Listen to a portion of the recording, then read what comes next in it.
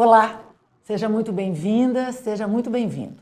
O Ponto a Ponta de hoje vai falar sobre a Operação Mediania, uma operação que apura fraudes tributárias. O alvo são empresários e empresas que fabricam e vendem embarcações de alto luxo em Capitólio, no sul de Minas. De forma remota, participa deste programa o promotor de justiça Daniel Ribeiro Costa, coordenador regional de defesa da Ordem Econômica e Tributária de Varginha. E aqui no estúdio contamos com a presença do coordenador estadual do Núcleo de Acompanhamento Criminal da Secretaria de Estado de Fazenda, Edilson de Souza Oliveira. Agradeço a presença de vocês, é um prazer tê-los aqui na TV MP. Doutor Daniel, para começar a nossa conversa, qual é o significado do nome da operação, Mediania? Olá, Cris. Olá, Edilson. Um prazer poder falar aqui para a TV do Ministério Público, uma iniciativa pioneira do Ministério Público de Minas para informar a população. Agradeço o convite.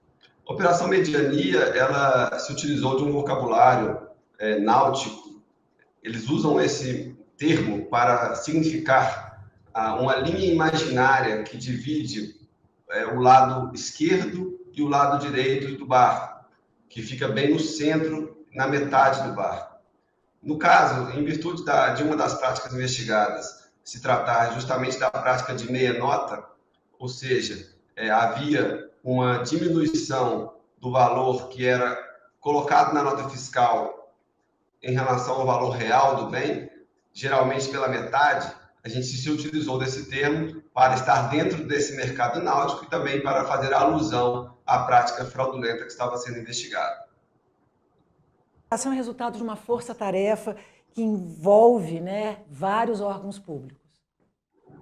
Sim, essa investigação ela foi inserida no contexto CIRA do ano de 2022. Ela foi, ou seja, escolhida como um caso prioritário que deveria ser tratado entre os órgãos que compõem esse comitê. É uma investigação que durou aproximadamente um ano. Foram utilizados diversos mecanismos investigativos para se chegar às conclusões que foram já extraídas de tudo que foi feito.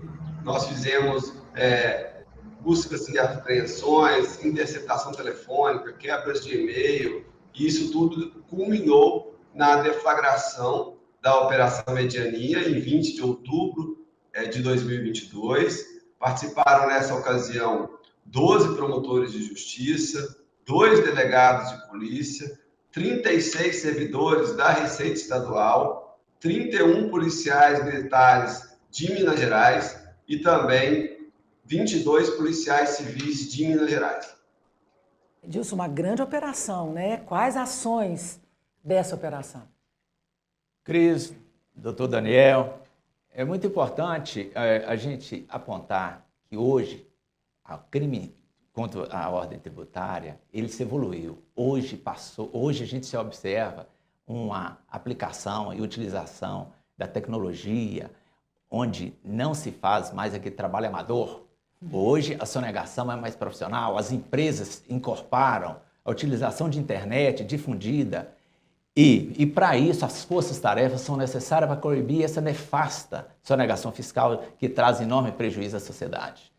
Nesse contexto, a gente aponta que as ações de busca e apreensão que ocorreram, elas foram antecedidas de medidas judiciais, de quebra de sigilo bancário, quebra de sigilo telemático, onde que culminou com essa necessidade da busca e apreensão no âmbito do CIRA, na força-tarefa do CIRA.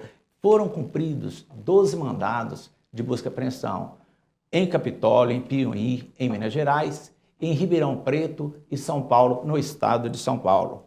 Além disso, foram promovidas indisponibilidades de imóveis, de bens imóveis, embarcações, veículos, contas bancárias e investimentos dos investigados. Essa operação focada no setor náutico, ela é inédita no estado de Minas Gerais? Olha, como eu disse inicialmente, é uma mudança de patamar.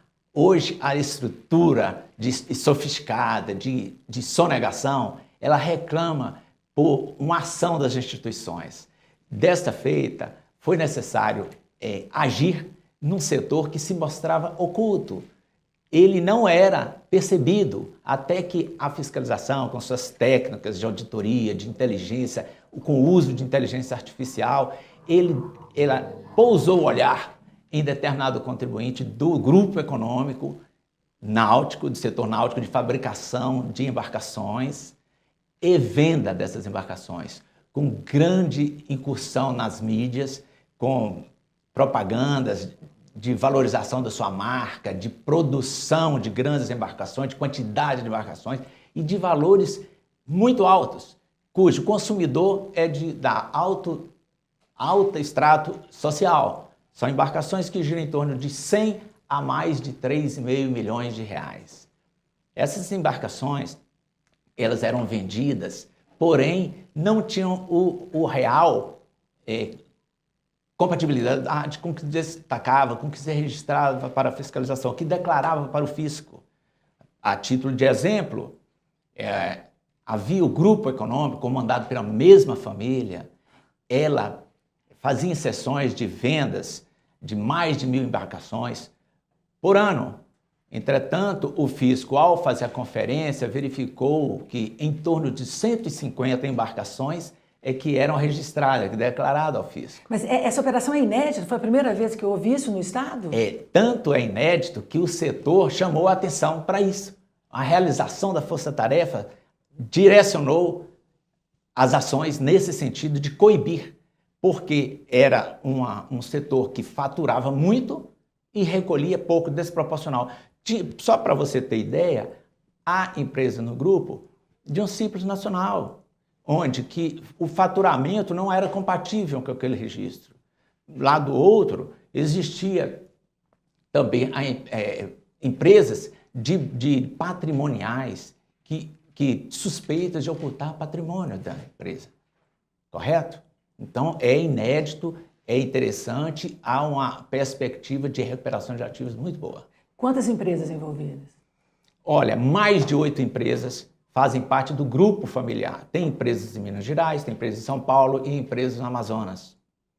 Então, a gente verifica que essas empresas, elas estavam concatenadas sob ordem do grupo familiar e orientadas para que tivesse o máximo lucro e o menor recolhimento de tributos.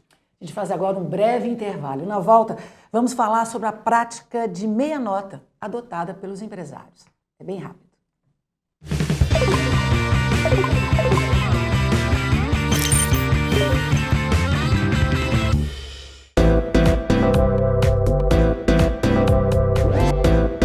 TV MP, em todo lugar, ao seu lado. Realização Ministério Público de Minas Gerais. Siga a gente nas redes sociais e procure por MPMG Oficial. Para mais informações, acesse mpmg.mp.br.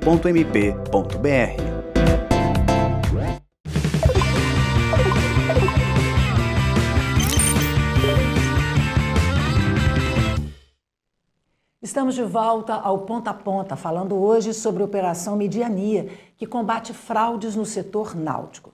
Doutor Daniel, o que é a prática de meia nota adotada pelos empresários?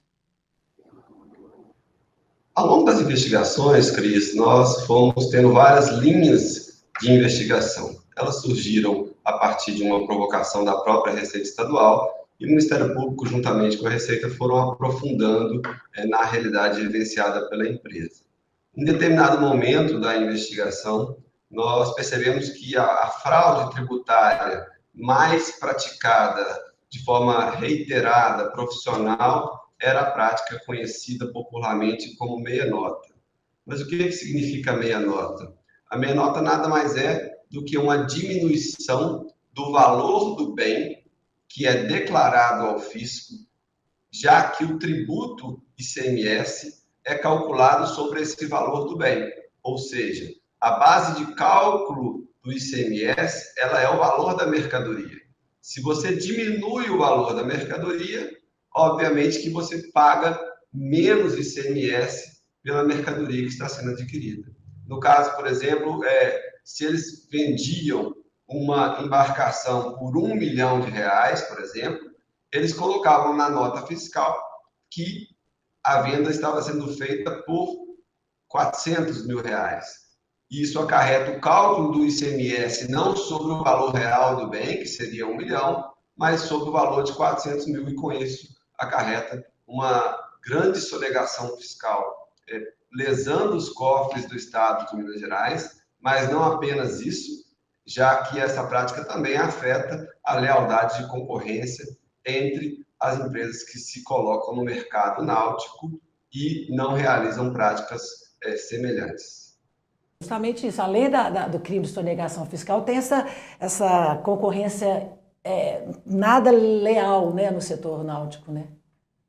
Sim, a distorção que acarreta no mercado deriva de práticas fraudulentas que, no final de tudo, lesa o poder público e lesa também, em última análise, a própria sociedade, porque a concorrência ela é um estímulo à prática de preços melhores ao consumidor. Se você não tem uma concorrência leal, isso acaba destacando uma empresa em detrimento desse valor, desse princípio tão caro à iniciativa privada, à livre iniciativa das pessoas que se colocam no mercado.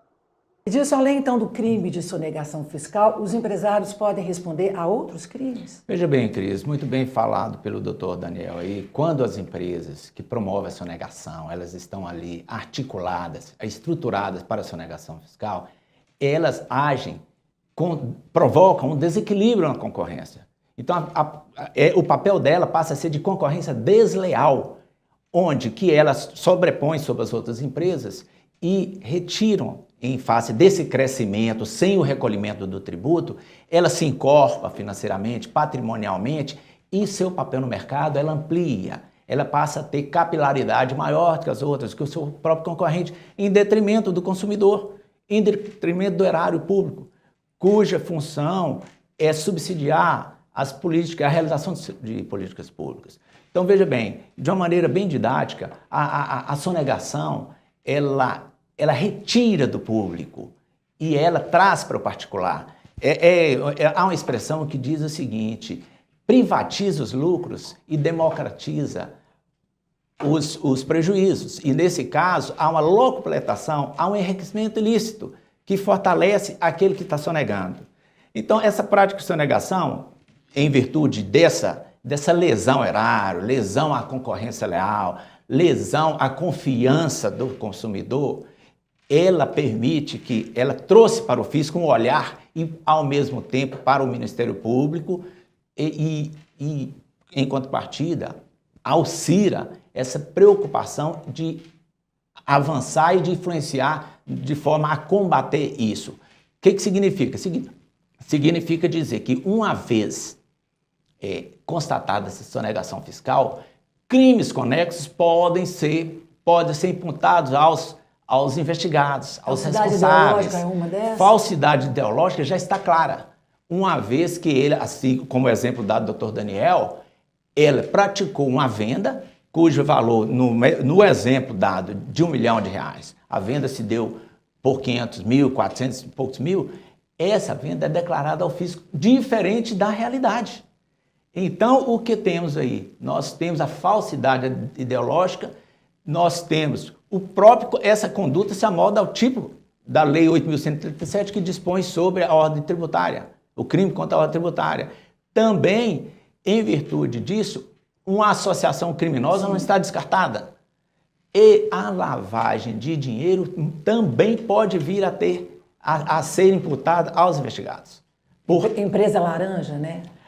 A empresa laranja é um dos exemplos de que as transações eram efetuadas em nome dessa empresa constituída. Até uma curiosidade sobre essa empresa: era uma empresa individual em nome de um funcionário do grupo econômico.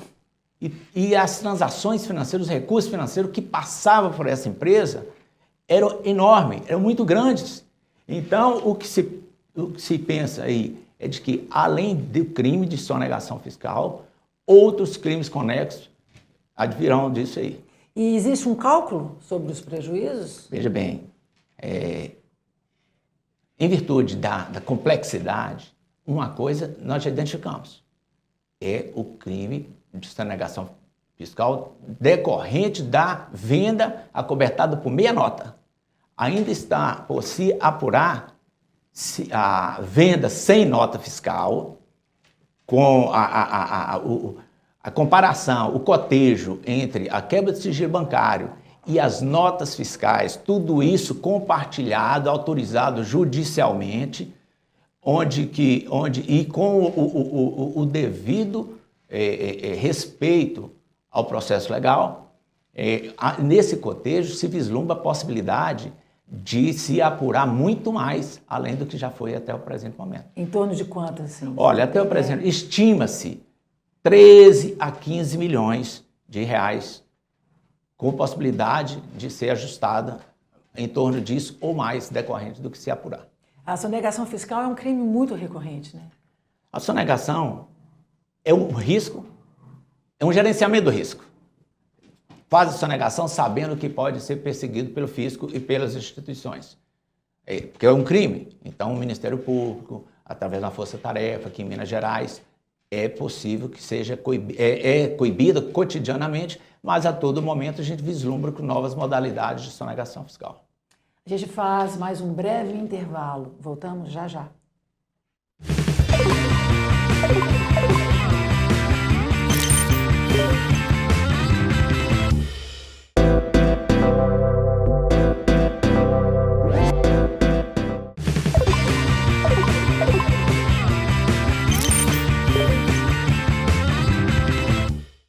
De volta ao Ponta a Ponta. Hoje a nossa conversa é sobre a Operação Mediania, que combate fraudes no mercado de embarcações de alto luxo.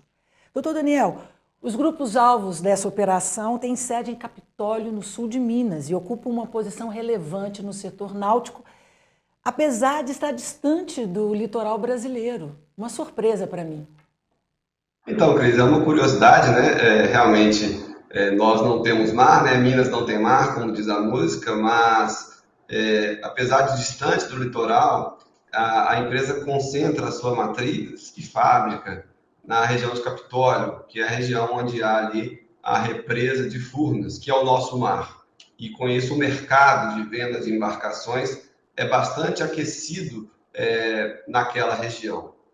A Minas Gerais, então, se destaca de algum modo na fabricação de embarcações, principalmente aquelas que se situam no tamanho de 16 a 45 pés.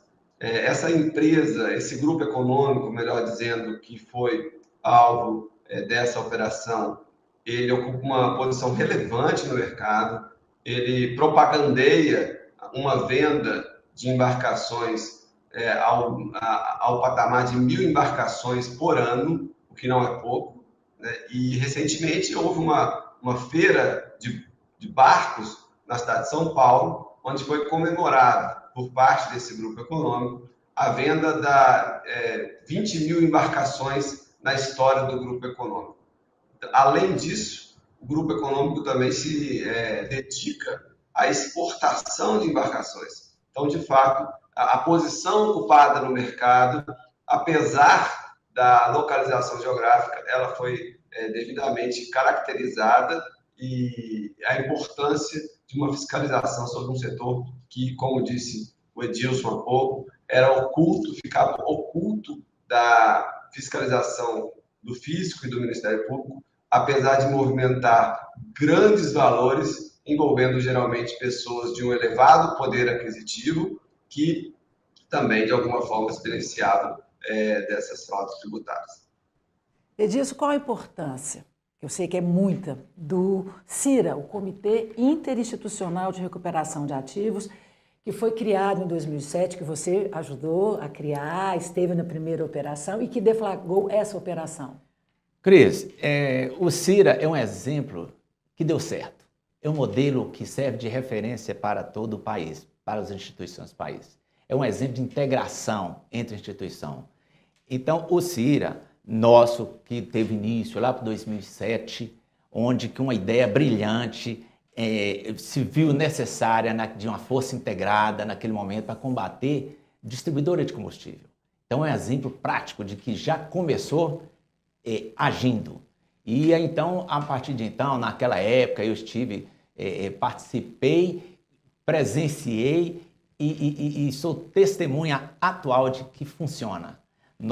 O CIRA, ele compõe-se desde o início com o Ministério, Secretaria de Fazenda, Ministério Público, Polícia Civil e Militar e, em certa medida, o Poder Judiciário. E ao longo desses 15 anos, foi promovida a investigação de fraude heterodoxa, fraude estruturada, que visam a sonegação mesmo. E esse tipo de força-tarefa composta pelo CIRA, ela veio na exata medida que precisava. Ela tem um papel para coibir, ela tem o papel para recuperar ativos, esses ativos que são tão importantes, esses ativos sonegados, apropriados indevidamente pelas empresas que promovem sonegação, que agem de forma desleal no mercado, que agem ao arrepio da lei. Essas empresas que os empresários agem e promovem condutas conscientes, voluntárias, com o fim ilícito de obter vantagens, seja não pagamento de tributo, seja vantagem concorrencial. Então, veja bem, o CIRA, como eu disse, é um modelo que deu certo. Hoje já temos CIRA espalhado pelo Brasil, em vários estados da federação. Então, em Minas Gerais, é um CIRA que serve como referência. Então, veja bem, é importante aqui apontar valores, números que refletem um pouco sobre o CIRA. O CIRA é muito mais, mas vamos lá. São mais de 16 bilhões recuperados desde o início do CIRA. Mais de 7 mil autos de notícia-crime encaminhados ao Ministério Público, pela Secretaria de Fazenda, através dos núcleos de acompanhamento criminal, do qual eu sou o coordenador estadual. Nós temos hoje um aperfeiçoamento constante da cadeia de custódia, seja em decorrência de busca e apreensão, análise de arquivos eletrônicos, de documentos. Nós temos hoje essa vantagem, integração dos trabalhos cada vez maior. Só para você ter ideia, de 2019 até outubro de 2022, mais de 200 operações foram realizadas de combate ao crime tributário. Durante a pandemia, vamos dizer, no foco, no auge da pandemia, mais de 100 operações no advento da pandemia. Nesse período, de 2019 para cá, quase 6 bilhões de reais recuperados no período. Imagine isso transformado em recursos para a execução de políticas públicas. Quanto seria? Seria uma despesa com a educação despendida no primeiro quadrimestre de 2022, 100% da despesa com saúde e parte também com a função judiciária em nosso estado, no mesmo período. Além de rastreios de medicamentos para enfrentamento da Covid. Eu gostaria de apontar aqui também que o CIRA, ele tem uma estratégia aqui no âmbito do Ministério Público e Secretaria de Fazenda, e a AGE, é muito importante dizer isso, que a AGE compõe também a Advocacia Geral do Estado, ela faz parte desse núcleo. Nós temos anualmente encontros para que sejam escolhidos, selecionados casos de relevância de combate à sonegação, casos estruturados, casos complexos, casos de repercussão. E, por fim, também cabe aqui manifestar o feeling, a expertise, tanto do fisco, que se fez representar pela Superintendência Regional da Fazenda em Varginha, e o Ministério Público, representado pelo CAUET em Varginha, que recebeu as informações bem elaborada pelo fisco, diga-se de passagem, muito bem feita, e o Ministério Público potencializou as investigações dentro do seu âmbito de competência que redundaram nessas operações. Então, assim, a gente afirma e reafirma, o CIRA é um modelo de sucesso. Nesses 15 anos, então, a avaliação é super positiva. Sensacional, e esperamos continuar cada vez mais qualificando as nossas ações. Porque eu imagino que o crime da sonegação fiscal também tenha se aperfeiçoado, né? É aquele detalhe, é ação e reação, entendeu? Então, nesse intervalo, onde que um cresce, a gente desenvolve as ferramentas e a capacidade de análise e de combate. Eu agradeço muito a presença de vocês e agradeço também a sua audiência. A gente se vê em breve, num próximo Ponta a Ponta. Até lá.